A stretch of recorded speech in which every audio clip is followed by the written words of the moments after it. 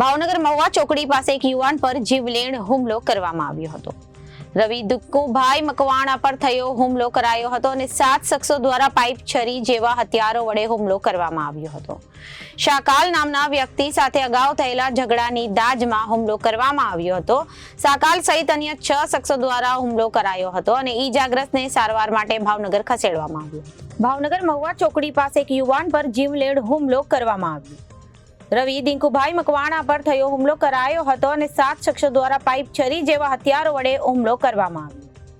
શાકાલ નામના વ્યક્તિ સાથે અગાઉ થયેલ ઝઘડાની દાજમાં હુમલો કરવામાં આવ્યો હતો. શાકાલ સહિત અન્ય 6 શખ્સો દ્વારા હુમલો કરવામાં આવ્યો હતો અને ઈજાગ્રસ્તને સારવાર માટે ભાવનગર ખસેડવામાં આવ્યો. તમારું નામ? મકવાણા રવિ. ક્યાંથી આવો છો ને શું બનાવ બન્યો? તળાજાથી આવું છું. હું ચા લઈને જતો હતો રાજભાઈની દુકાનેથી.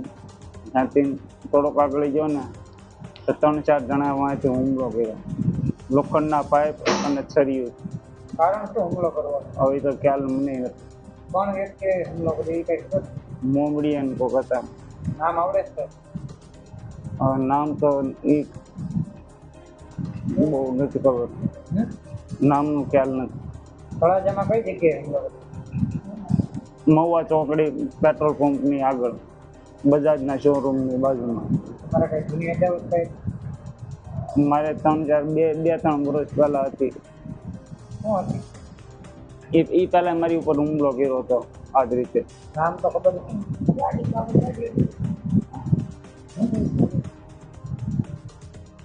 તેની હિસાબે માથાકૂટ થઈ.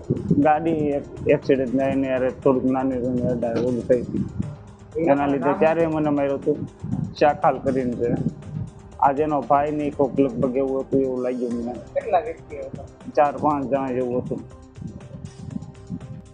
Reporter Firoz Malek, ABC news, Bhavnagar.